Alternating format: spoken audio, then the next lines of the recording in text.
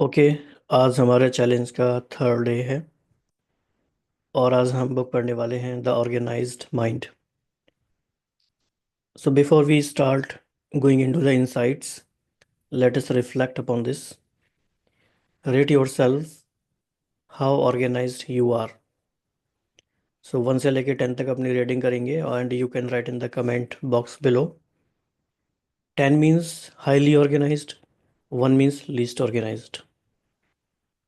ठीक है, तो क्या लगता है आप कितने ऑर्गेनाइज्ड हैं? बहुत ही अच्छी किताब है ये।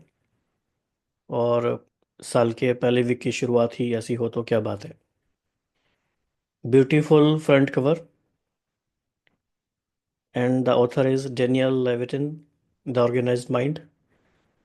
तो ये ऑथर हो गए, ये टाइटल हो गया the organised mind, and subtitle क्या है? Thinking straight in the age of information overload. Right, we are in the living in the age of information overload.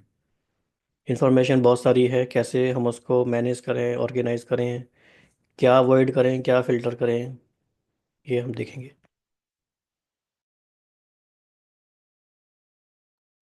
तो ये बुक किसके लिए इंपॉर्टेंट है, किसको पढ़नी चाहिए? और अगर आप इनमें से किसी कैटेगरी में आते हैं तो ये आपके लिए इंपॉर्टेंट है। Individuals feeling overwhelmed bye information और टास्क। ऐसा लगता है कि भाई 24 घंटे कम पड़ जाते हैं, काम खत्म ही नहीं होता, इतना सारा काम है, हर समय ऐसा लगता है कि ओवरवेल्म्ड है। तो ये आपके लिए है। Professionals looking to enhance productivity and focus.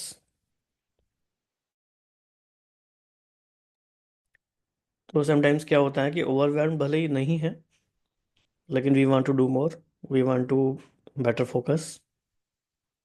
तो उनके लिए भी ये है। Third, very important, coaches, educators, and leaders aiming to support others in organizing their lives. And I would add parents also in this category. Coaches, educators, parents, leaders, ताकि वो खुद की लाइफ भी ऑर्गेनाइज करें और औरों को भी वो हेल्प करें। And any curious about the neuroscience behind organisation and decision making, क्योंकि ये सब चीज़ें हैं कैसे काम करती हैं, इसके पीछे एक साइंस भी है। Right, the front cover is so lovely. वाह, ठीक है, देखते हैं क्या इंसाइट है। तो पहला पॉइंट है साइंस ऑफ अटेंशन। ये बुक हमें किस तरफ ले जाती है? साइंस ऑफ अटेंशन को समझाने की तरफ। क्या है ये बात, इसमें मेन बात, इसमें थीम क्या कवर हुई है? डिटेल में तो हम खैर यहाँ पे नहीं लिख सकते अभी, वो हम अलग उसका सेशन रहता है। तो मल्टीटास्किंग के बारे में बहुत सारी बातें हैं। तो basically multitasking is a myth, ये मल्टीटास्किंग कुछ होता ही नहीं है। तो जैसे मल्टीटास्किंग हम कहते हैं बेसिकली, वो स्विच कर रहे होते हैं task, one task to another task.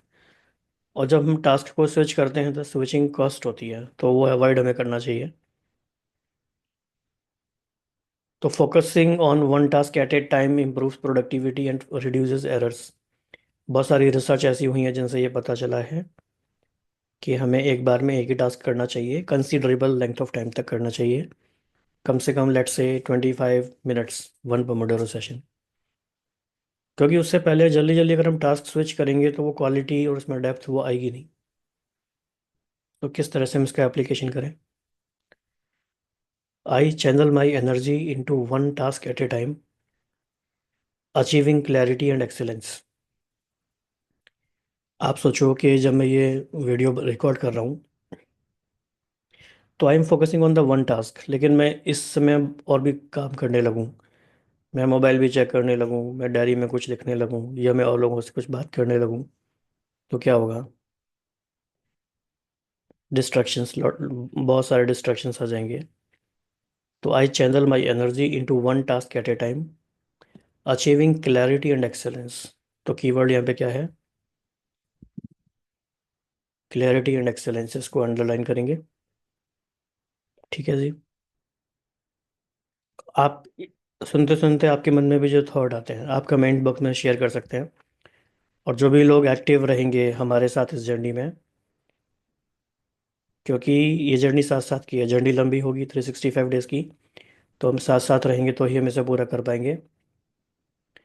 तो जो भी एक्टिव रहेंगे यूट्यूब में कमेंट्स में, तो we will organise some special workshops for them, and I will send invites exclusively to them to attend. All right. Second important point is externalizing memory. Interesting term. ये नया keyword है हमारे पास। क्या meaning है इसका? Offload mental task by using tools like calendars, to-do list and notes to reduce cognitive load.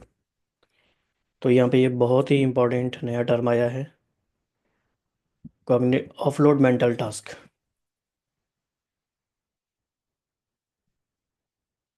Mental task जो हमारे मन पे रहते हैं, ये करना है, ये करना है, ये करना है, उसे कहीं लिख देना है। मैं इसमें कुछ और ऐड करना चाहूँगा। कैलेंडर हो गया, टू डू लिस्ट हो गया, गूगल कीप का हम काफ़ी यूज़ करते हैं, कीप हो गया। नोट्स भी हो गया, नोट्स में हम कह सकते हैं नोशन, कोई कोई लोग एवर नोट भी यूज़ करते हैं। इससे क्या होगा, हमारा कॉग्निटिव लोड रिड्यूस हो जाएगा। बहुत सारे तरीके हैं, इस पे हमने बहुत डिस्कशन किया हुआ है पहले, लेकिन पॉइंट हम समझते हैं कि हमें क्या करना है ऑर्गेनाइज होने के लिए, ऑफलोड करना है मेंटल टास्क को। Application, I use tools to support my mind, creating space for creativity and focus. Tools, या फिर मैं कहूँगा सेट ऑफ टूल्स, जिसको हम सिस्टम भी कहते हैं, ये हम यूज़ करेंगे तो हम अपने आप को बेटर मैनेज कर पाएंगे। Right. Next point, power of categories. ये कम डिस्कस की जाती है बात, ये लेकिन इम्पॉर्टेंट बात है कि बहुत सारी नॉलेज है, तो उसे जैसे फॉर एग्जांपल हम 365 बुक्स रीड करने वाले हैं, तो 365 is a big number, right. लेकिन इफ़ आई से कि we will categorise 365 books in 52 categories weekly, then ये थोड़ा ऑर्गेनाइज लग रहा है, राइट। इस तरह से। तो categorisation information simplifies decision making and reduces mental effort. कैसे डिसीजन मेकिंग सिंप्लीफाई हुई? मान लीजिए फर्स्ट वीक का हमारा थीम है प्रोडक्टिविटी, अभी जो हम बात कर रहे हैं प्रोडक्टिविटी की बात कर रहे हैं, राइट।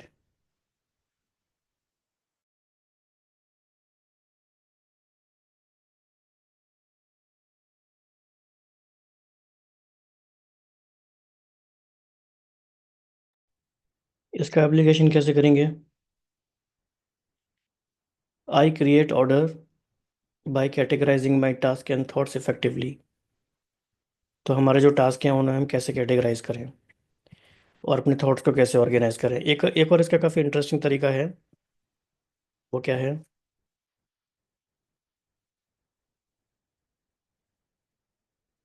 वो है व्हील ऑफ लाइफ। तो हिंट है आपके लिए ये, wheel of life. Wheel of life के अकॉर्डिंग अगर हम ऑर्गेनाइज करते हैं टास्क को, तो बहुत ईजी हो जाता है, right. There are many other frameworks, but wheel of life is one of them. Next is collaborative systems, again very important point. ये कुछ नए थॉट्स हैं, नए नए आइडियाज़ हैं जो जनरली लोग कम यूज़ करते हैं। तो प्रोडक्टिव होने के लिए या ऑर्गेनाइज्ड होने के लिए अगर हम कोलेबरेटिव सिस्टम यूज़ करते हैं, तो use shared systems and tools to improve teamwork and collective organization. Suppose there is a Google sheet which is shared among the team members या which is shared among the group coaching members. तो सारे लोग उसमें अपना data एक साथ input कर रहे हैं, तो वेब बेटर ऑर्गेनाइज होती है इंफॉर्मेशन उससे। Application, collaboration thrives in an organised system, right. ये एक नया पावरफुल बिलीफ है to create. Fifth and the last point here, embracing technology mindfully. So what does that mean? Technology is a double edge sword, हमें ये पता है पहले से। Use it to enhance productivity without becoming its slave. तो इसमें ये बात क्यों इम्पोर्टेंट है, क्योंकि दो तरह के लोग होते हैं, या तो टेक्नोलॉजी को बिल्कुल यूज़ नहीं करेंगे या टेक्नोलॉजी को ओवर यूज़ करेंगे। हमें टेक्नोलॉजी को माइंडफुली यूज़ करना है। तो what is our mind set here? I control technology, it does not control me. Right. तो ये जो भी पॉइंट्स हमने देखे हैं, और भी डेप्थ में जो पॉइंट्स हैं इसके, इसके बेसिस पे डेली हमारा एक एक्सरसाइज है वो करते हैं ग्रुप कोचिंग में। एक असेसमेंट फॉर्म है, तो उस अपनी कॉम्प्रिहेंशन को चेक करने के लिए, या इंटरेक्टिव एक्सरसाइजेस करने के लिए, या और गहराई से समझने के लिए, you can join there and discuss with your like minded colleagues. तो what do you think about this book? You can explore it further. So this is an invitation to explore the book and share your insights with us. And those who are active members here, we will meet soon. All right. Thank you.